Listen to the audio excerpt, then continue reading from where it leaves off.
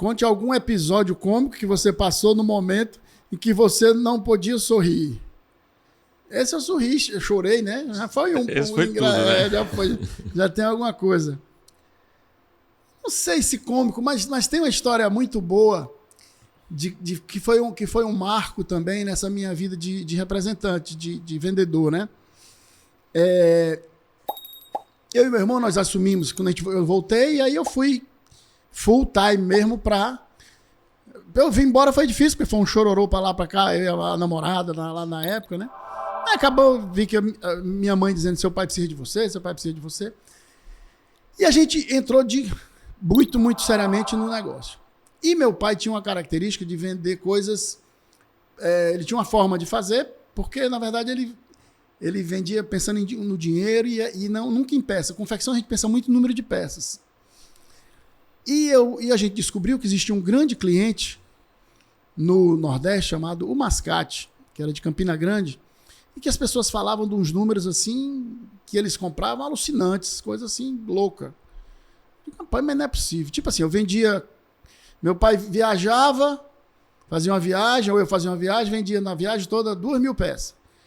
Um pedido do cara era 20.000 peças. Né? E era o que? Era uma loja, o Mascate? O Mascate é uma loja de atacado de Campina Grande. Eles foram um marco aqui na época, né? Eles tinham os caminhões eles botavam aqueles caminhões que saíam nos interiores da Paraíba, de Pernambuco, vendendo, os crediaristas, aquele negócio. E também pelo Nordeste, às vezes saía por outros estados. Não, no caso deles, ele não. Não, aí eles tinham o quê? Eles tinham sedes em outros lugares. Aí eles tinham uma loja, uma sede os irmãos. Dois irmãos criaram, e aí um irmão veio morar aqui, inclusive é de Feira de Santana. Existe um Mascate em Feira de Santana. Né? Ele é de Feira de Santana. Era o Ronaldo, que era de Campina Grande, e Beto na coisa. E aí os sobrinhos, Maceió e tal. Então todo o Nordeste e o Norte-Nordeste tinha algum centro. Cada um era dono do seu negócio. Mas eles eram inteligentes que eles criaram um centro de compras. Ou seja, em vez de sair todo mundo espedaçando, comprando, um só comprava e depois cada um dizia o que queria. Então isso dava uma fortaleza. Isso foi feito lá atrás, o que as redes de supermercado fazem hoje. Essa super rede, exatamente. Rede Mais, eles se unem para ter mais força, né? E numa Fenite, você sabe o que é Fenite? Lembra? Fenite era a feira de moda que tinha em São Paulo 2 vezes no ano. Era o marco da moda do Brasil. Porque antigamente não tinha multimarca, não tinha marca própria. Hoje, você vai, o cara tem lá, Richards, é uma marca só.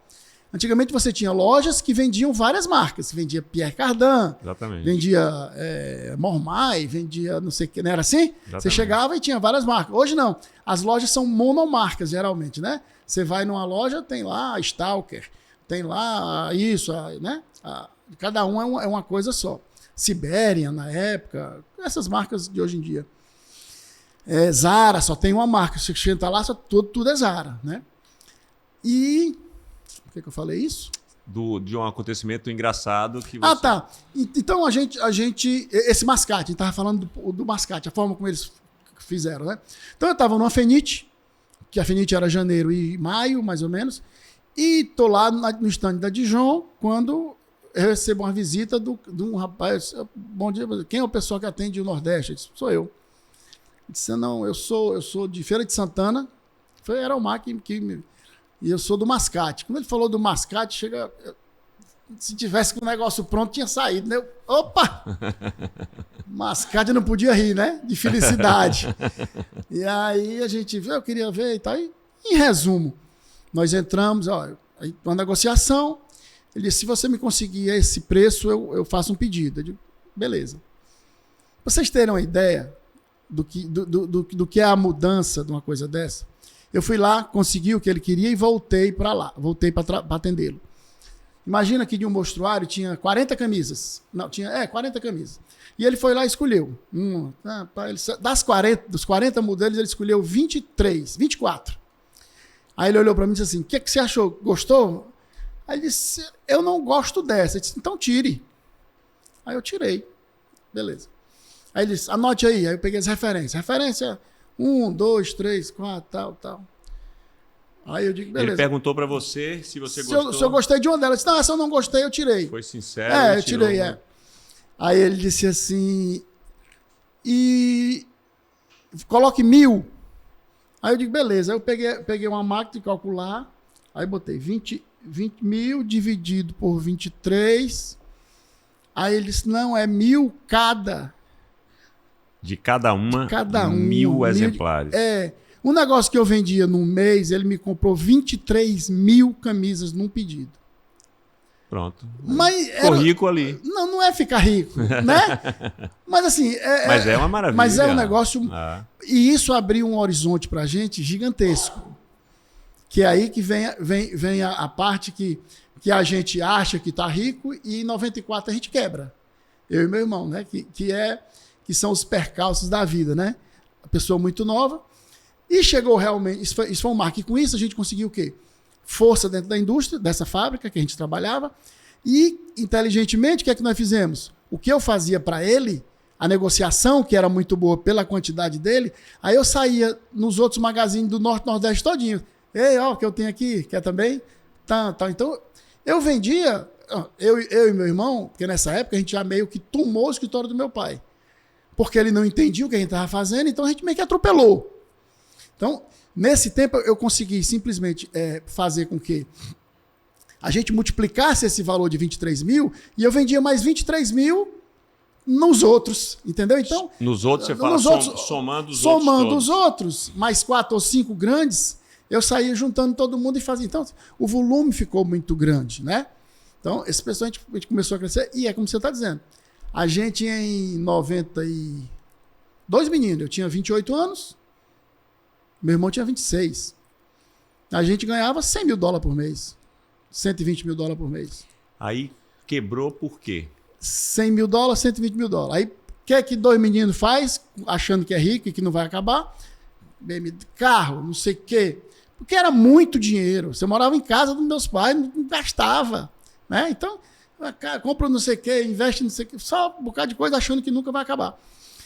O que é que aconteceu? Esse cara que era a indústria, porque o representante, ele representa uma indústria em tal lugar. Era o pessoal de Londrina, um grupo muito grande, só que uns caras loucos, né? E eles, na época, se meteram com bolsa de valores e tudo mais e tal. O que é que aconteceu? Em 94, nós vendemos 600 mil peças. Dezembro, imagina. 600 mil peças na confecção, quem entende, é um número gigantesco.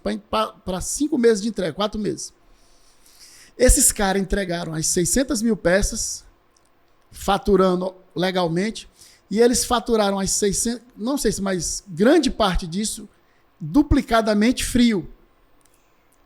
Manca. Então, ele pegava um título, ele te vendeu esses bolinhos aqui. Te entregava o bolinho. Ele entregava e a cobrança do bolinho para você. Aí ele fazia outra cobrança, mas mandava para outro endereço no outro banco. Então ele descontava R$10 aqui contigo e descontava a mesma nota no outro canto com R$10. E mandava a cobrança, tu nem sabia, mandava para o escritório deles em São Paulo. Nem a gente sabia, nem ninguém sabia. Eu digo assim, pai, eu podia pelo menos ter recebido a comissão dessa outra parte, né? Que eu só recebi de uma vez. Como é que a gente descobriu isso?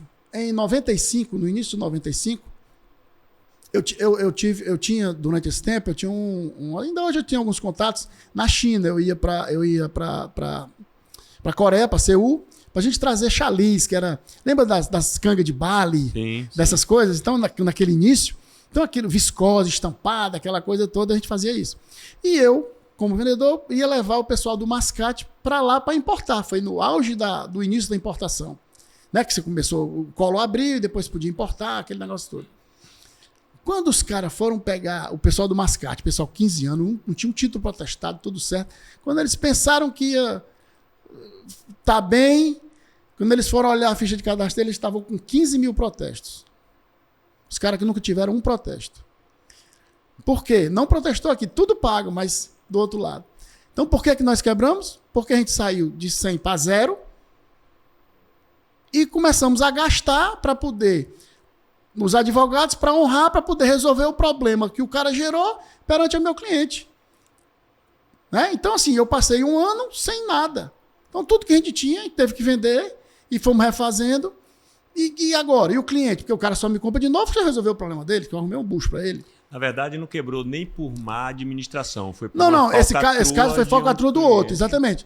E, naturalmente, se eu tivesse juntado muito dinheiro em vez de gastar com besteira, talvez tivesse dado, mas você não tem essa conta, né? Que hoje você tem que se lembrar que a gente só é rico quando a gente gasta menos do que o que ganha. Qualquer um é rico, né? Não adianta você ganhar 100 mil por mês, você gasta 110, né? Agora, se você ganhar 5 mil e você todo mês guardar 1.000, você é um cara rico. Né? Você é um cara que vive numa forma equilibrada, né? Então, foi assim que aconteceu. Né? Mas esse grande problema, e aí vem a superação, né? Engraçado que a gente está aqui esse tempo todo, só não falou de chefe Brutus, né? Mas a gente chega lá um dia. Chega lá. Mas assim, o chefe Brutus, né? Tem a força que tem, deve-se muito a essa trajetória. Tem aí, né? muita coisa disso, né? De saber entrar e sair.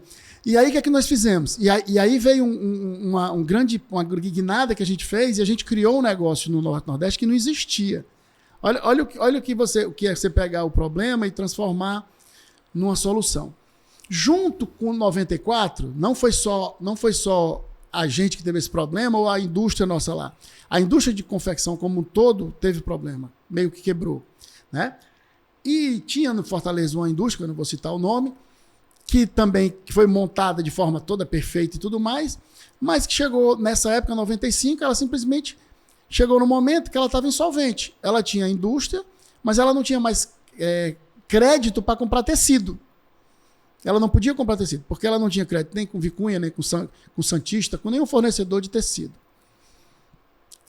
E nesse meio tempo a gente resolveu o problema e eu digo, opa, nós temos de novo, agora temos que voltar a fazer alguma coisa. O que é que nós vamos fazer? E a gente se lembrou da história das marcas próprias, porque começou a história das marcas próprias, que não existia. Nordeste, porque quem começou marca própria? Casa Zé Silva no Rio, Tavares, a Mesbla, esse povo começou a ter marca própria, né? Mas os magazines só vendiam o que as marcas que existiam.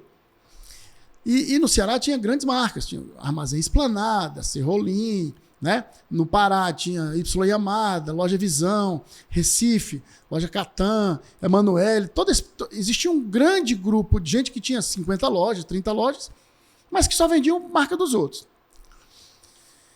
E aí a gente conheceu esse cara, e esse cara disse, olha, minha fábrica está parada, é de vocês. Agora eu não tenho tecido, me arruma o tecido. E aí eu e meu irmão, a gente pensou o quê? Vamos fazer o quê? Vamos arrumar um jeito de o cliente comprar o tecido e ele fazer. Foi aí que a gente meio que criou a facção, a terceirização nessas grandes marcas. Porque nessa época ainda não era tributado o serviço. Então, resumindo aqui, uma calça que o cara compraria por R$20, na forma que a gente criou, o cara comprando o tecido, mandando para esse cara fabricar e depois devolvendo para ele, a calça ficava por 12. Era um achado. Mas como é que a conta não pode? A conta é essa. E não era uma prática ainda da época. Não, porque ninguém sabia fazer. Primeiro assim, o cara. Mas a gente teve que fazer o quê? Para o cara fazer isso, ele tinha que ter uma marca. Aí eu criei um birô que criava marcas. Então tinha vários nomes, o cara ia lá, eu gostei desse. Tanto é que a gente criou YF para o Yamada, Esplanada, que tem. Eu não me lembro agora os nomes. Todas as marcas desse cara, quem criou foi nosso escritório. A gente meio que, gosta dessa, gosta. Aí eles iam, registravam e a gente fazia. Aí tinha a segunda parte. O que é que adianta ele ter o tecido se ele não sabe o que é que vai desenhar? Aí a indústria tinha a menina que era um estilista. Porque, na verdade, eu passei a ser estilista. Né? Tudo que foi ligado à história de criação e tudo mais, desde essa época que eu comecei a me envolver. Né?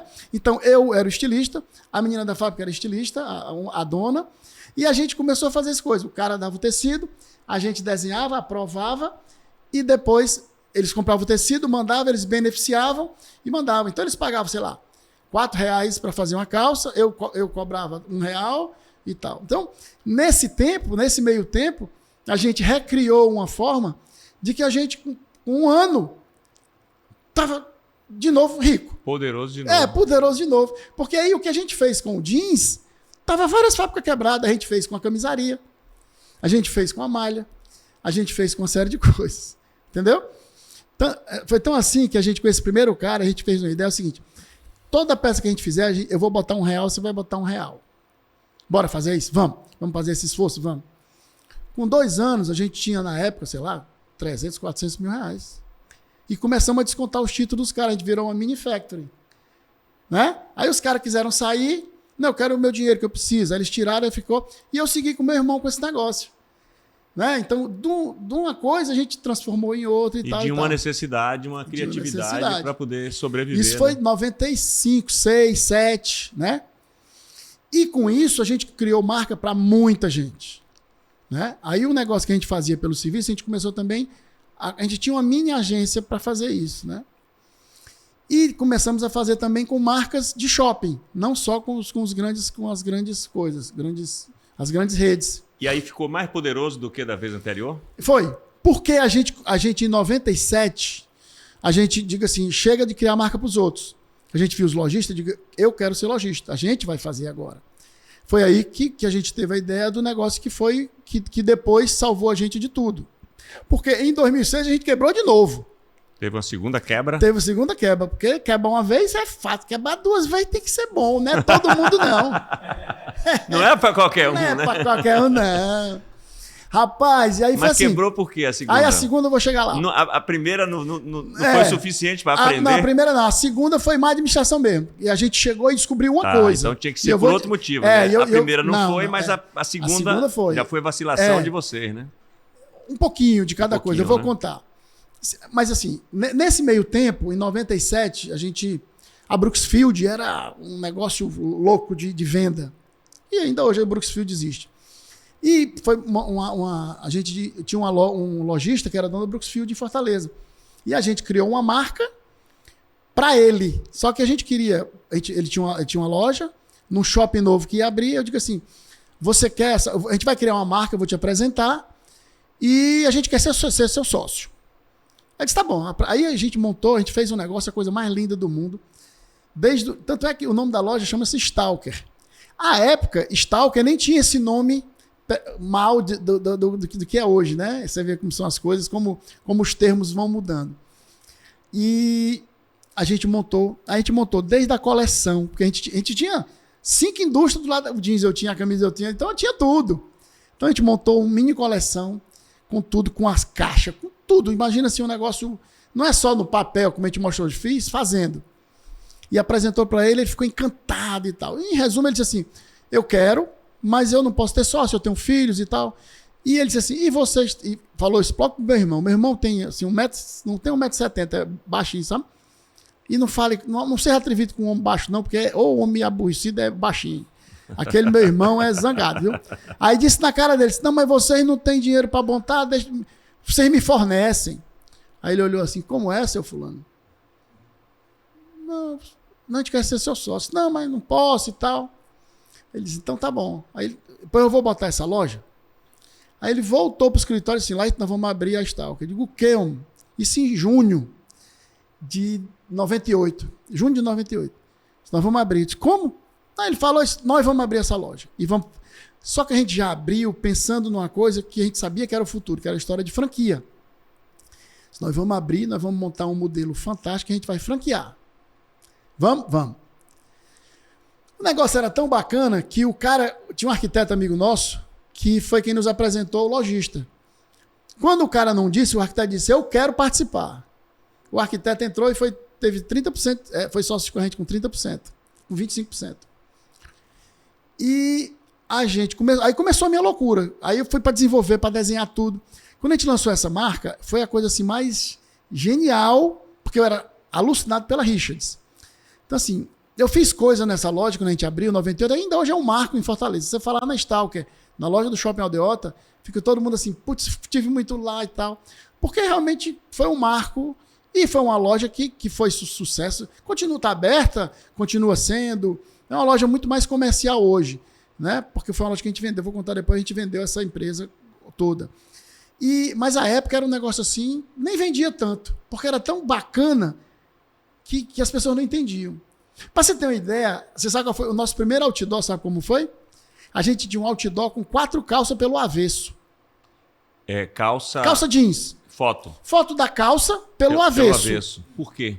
Qual era? E a gente assim, nós temos um atrevimento de colocar... É tão lindo que a gente tem coragem de botar até pelo avesso. Bom qualidade... Né? O marketing é bom, né? Mas o marketing da gente era genial. A gente tinha um paraquedas dentro da arquitetura, a loja. Tinha, era sensacional. E a gente com isso... Sim, aí botamos a loja e eu corri feito um louco e conseguimos uma loja maravilhosa. E em 12 de dezembro de 98 nós abrimos a Stalker, a primeira Stalker. Né? Isso em 98. Isso a gente no auge de tudo. Das facções, de não sei o quê, tudo funcionando, tudo bombando e tal. Nesse meio do caminho, um dos caras que tinha indústria meio que quebrou e ficou nos devendo. Porque a gente ficou forte porque a gente descontava os títulos. Nessas alturas a gente já tinha, sei lá, 1 milhão. Aí você foi tendo e descontava, adiantava o dinheiro, o cara disse, não quero mais Rafael. No fim das contas, a gente acabou. O meu irmão comprou um galpão. Meu irmão sempre fazia as coisas, depois me dizia, né? Louco de verdade. Mas sem ele eu tava batendo. Se não fosse meu irmão, até hoje eu tava numa máquina de datilografar. Ele é o atrevido, sempre foi. Ele inventa e sai do meio, aí eu resolvia. Ele farra o burro, ele cospe no cara e sai do meio pra eu dar o murro. Tipo isso, sabe? Baixinho, né? Baixinho, é. Ele só... irmão grande aí o cara aí. E nesse tempo, o que eu tava falando? De que você quebrou, né? Sim, aí nós ficamos com a fábrica. Acabamos ficando com a indústria de calça social. Lembra calça social? Sim. Perolinho, Sim. calça de não sei o quê. Sim. E essa indústria foi outro marco. Porque quando eu fui para dentro, eu digo assim, eu quero fazer um negócio que ninguém faz. Tanto é que a gente lançou uma coisa que não existia na época, que era calça de sarja, ninguém usava muita calça de sarja, era só linho, puro linho, microfibra. Lembra dessas coisas? Calça com prega e tal. E eu digo assim, vou fazer aí fiz uma coleção, a gente foi participar de uma feira no Rio, em São Paulo, na Frei Caneca. E eu fiz uma coleção que eu fiz no stand, eu peguei uma calça de sarja e tingi em 28 cores. Porque eu fiz a primeira vez que eu fiz com que o tecido não era tingido da fábrica. Ele vinha PT, que é o que chama-se pronto para tingir, e eu tingi em lavanderia. Então eu fiz um arco-íris de 28 cores. E na apresentação tava essas calças montadas com frutas, que eu não sei o que. E o meu sonho... E que técnica era essa que você usava? Não, mas não é técnica. O pessoal tinge... Hoje isso é uma coisa muito normal, tá? Não é daquela forma artesanal, né? De amarração. Não. Aquilo é outra coisa. Aquilo é o tie, né? O tie-dye e tal. As indústrias, e principalmente no sul do país, né? As malharias, por exemplo, você tem 2 tipos de tecido. Você tem um tecido que é cru, que é tipo um cru, que chama-se PT, sim, pronto para tingir, PT. Ou então ele já vem tinto. Os tecidos que as indústrias vendem tinto, eles têm meia dúzia de cores. Para você ter outras cores, você tem que fazer... Aí você vai numa lavanderia industrial... Aí você mostra o Pantone, eu quero isso. Ele tem lá uma fórmula e ele tinge. Que isso é uma coisa normal, né? Quer dizer, hoje é bem comum. E a gente fez isso, mas ninguém fazia isso em calça, não aqui. E eu te falei, minha loucura era Richards, né? Sempre fui apaixonado pela Richards. E meu sonho era vender para Richards, já que eu era apaixonado por ela. Eu não estou com a indústria agora. E eu tive lá. No primeiro dia dessa feira, entrou no meu stand, entrou Crawford, Richards e VR. Os 3 encantados pelo que estava na porta e entraram para saber o que era e tal. E eu passei a vender para todos eles. Como indústria, né? Aí foi meu buraco. Foi aí que eu me acabei. Porque a indústria de confecção é um submarino.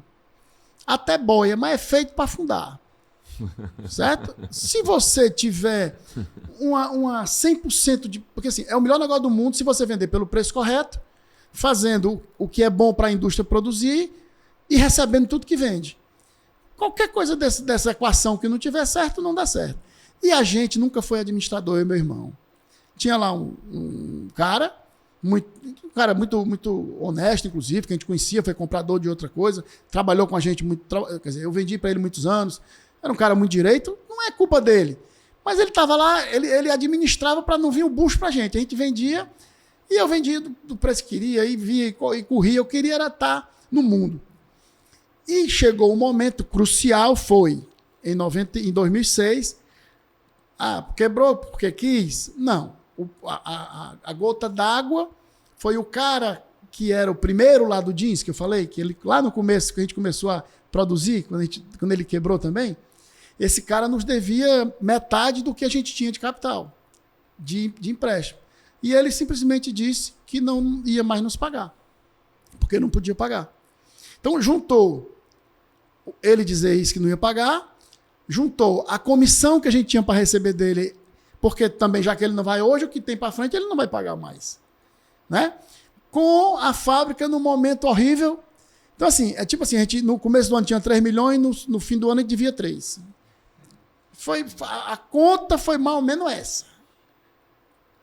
Então, em 2007, a gente dormiu rico, acordou sem ter o que fazer com a fábrica. Aí vem as superações, aí vem as amizades, né? Porque a gente tinha muita coisa para entregar no final do ano da fábrica e não tinha como. Aí veio um cara, amigo nosso, Selmo, que eu tenho uma gratidão gigantesca por ele. Ele tinha uma indústria. Indústria de confecção é a coisa mais fácil de montar. Você compra a máquina que eu compro, qualquer um tem para vender. A tecnologia é para qualquer um. A diferença está onde? Quem vende. Se você tiver e não tiver quem vender, não souber o que faz, se tiver quem vender, não serve para nada. Que já é o expertise que você traz da família. Da família, da venda herança e tudo do mais. Seu pai, é. Né? E aí, esse cara tinha tudo montado, mas não tinha para quem vender. Aí eu digo, faz o seguinte, larga essa tua fábrica, vem para minha. Então ele assumiu a fábrica, entregou tudo, pegou uma parte e tal, depois foi... Ele ficou com a fábrica, aí nós voltamos a ser representantes dele e tal, e voltamos para o início. Sem nada. Aí já é a terceira chance que vocês têm. Mas aí essa foi a pior, porque nós tínhamos 120 funcionários, a gente tinha dinheiro nessa factory, meu tio tinha dinheiro dentro, fulano tinha dinheiro dentro, os bancos, todo mundo. Aí, como é que você paga 150 pessoas? Aí, justiça do trabalho. O prejuízo foi maior, né? Muito maior, e esse é diferente. Esse nós pagamos conta até 5 anos atrás. Esse é muito pesado, né? Porque a gente não tinha como pagar o funcionário. Você vai lá e a gente fazendo uma conta. Você tem uma história, e eu tenho muito a agradecer muita gente nesse tempo, porque teve muito mais gente boa, muito mais gente que nos ajudou. Né? Naturalmente, quando a gente está ali para dar a cara a bater, o cara sabe, pô, não tem porquê, né? Tem uma história, um cara chegou um dia e foi lá cobrar meu irmão. E meu irmão era o financeiro, entre aspas. E aí chegou e disse, não, você me deve aqui tanto de linha. Aí disse, pai, faz o seguinte, não vem hoje, não vem daqui a uma semana, porque hoje ninguém está podendo pagar. Quando o cara já disse, Lagildo, tu vai mandar esse cara voltar daqui a uma semana pra quê? Não tem dinheiro. Não é fácil para você dizer, venha dizer que não tem. Eu digo que não tem. Pois assuma. Pronto. Aí o cara voltou na semana seguinte. Mas aí esse cara foi um exemplo, e aí realmente eu assumi. E não é fácil. Porque você segurar uma onda numa família, com uma mulher grávida, duas meninas na escola, tinha um Corolla, o Corolla eu financiei 2 vezes, para poder refinanciar, pagou, volta de novo. Está de Corolla, você não pode baixar todo, porque você tem que continuar vivo. Né? Tem histórias do cara da carne, cara. Mas assim, eu chegava de manhã no escritório, eu chorava 15 minutos dentro do carro, trancado, juro. Enxugava, subia, e faca nos dentes e selva. Não podia chorar em casa, não podia chorar lá. Lá? Aqui. Era você com você mesmo. Eu com nós aqui mesmo, né? E tem a história do cara da carne que exemplifica muito isso, das pessoas que nos ajudaram, sabe? Das pessoas que foram... O cara chegou e disse, você deve... Nunca esqueci o valor, R$3.300 de carne. Porque a gente fazia comida dos funcionários, das costureiras. E essa história da carne... E o cara disse, pô, cara, sabe o que está acontecendo? Aí eu mostrava, ó, nós estamos negociando 150 pessoas, 130 pessoas, porque começava pouquinho, mas vai movendo até diminuir, né? Porque a prioridade era o trabalhista, não tem como, você não faz nada se você não pagar os caras. E aí, nesse tempo, o banco também, porrada em cima, não sei o quê. Aí ele disse, mas como? Ele disse, não, eu não posso lhe pagar. Eu disse, mas eu vou lhe pagar, mas e quando é que eu venho? Venha daqui a 3 anos. O cara olhou, e meu irmão só faltou cair o zóio do outro lado. Seu irmão deu uma semana pro outro, você dá logo 3 anos. Eu botei, venha daqui a 3 anos. Mas como assim? Eu disse, amiga, é o seguinte, tá aqui, você tá entendendo o que é? Eu não tenho, a prioridade não é pagar a carne. eu não vou ter como pagar, tem isso aqui. Aí ele, putz, tá ok. Aí pegou e foi-se embora. Meu amigo, passou. 3 anos depois. Ele apareceu. Não, tô dizendo porque eu tô dizendo. Aí o cara lá embaixo liga. Sei lá, e tudo bom, tudo bom. O rapaz da carne tá aqui. Eu digo, quem? Nem sabia, nem lembrava eu mais. Eu sabia quem era o rapaz da carne, rapaz. Parecia o seu amigo que mandou você ir pra Europa, né? Vem cá, quem é você, né? Mais ou menos isso. Aí o cara disse, quem? Rapaz, aí subiu. A diferença é que esse você devia, né? O outro você não devia nada. Exato. Aí ele subiu, eu digo, rapaz, pô, tu lembrou? Ah, lembrei, estava anotado e tal. Disse, pô, parabéns e tal. Disse, não, o senhor vai, vou lhe pagar, sim. Aí ele disse, eu posso lhe dar 3 cheques de 1.000 aqui e tal. Disse, pode pagar. E quanto é que é de correção? Disse, não, tem correção de só me pagar, já tá certo. Teve a história de um amigo meu, que ele era... Gente boa esse cara aí, né? Dono de uma tecelagem, dono de uma fiação. E eu devia a ele 24 mil. E aí, quando eu disse, Fabinho, minha situação, até falar porque o cara foi gente boa demais comigo, e ele disse, tá, pague 1.000 por mês.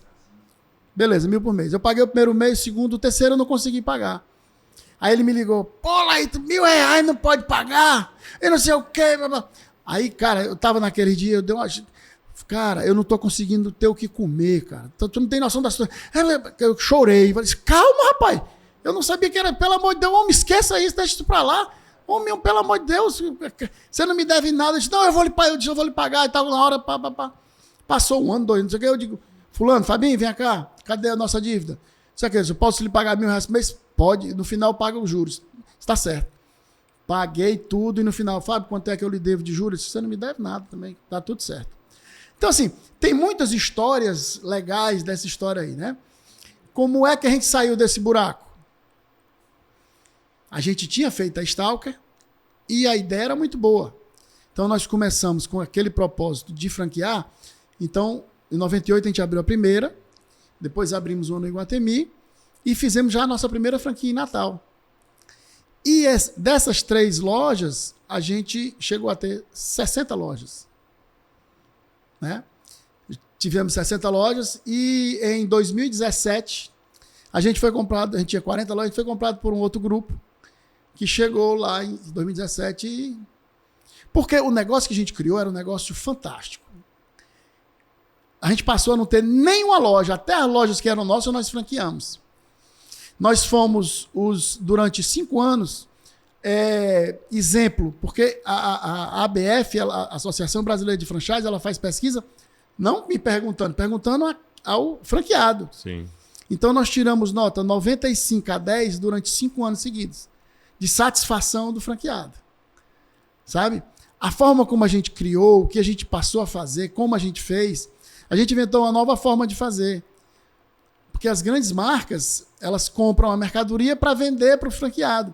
A gente não, a gente conseguiu uma forma de que a gente repassava diretamente e o cara tinha muito mais lucro, a gente recebia um royalty e ele conseguia marcar melhor e tal, assim. Então, tudo por tudo, foi isso que fez com que a gente retomasse tudo. Quer dizer, a gente tinha 15 funcionários e aí, 40 lojas. E aí esse trabalho todo, nessa trajetória toda que você conta, vocês venderam isso? Vendemos, como a gente não tinha loja, a gente vendeu os franqueados, a marca principalmente, né, que era o grande valor, né?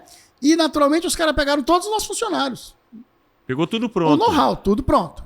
Entrou com o capital, pagou, né? Isso, por quê? Esse grupo que nos comprou é um grupo muito grande de Fortaleza e eles têm uma marca já, muito conhecida nacionalmente.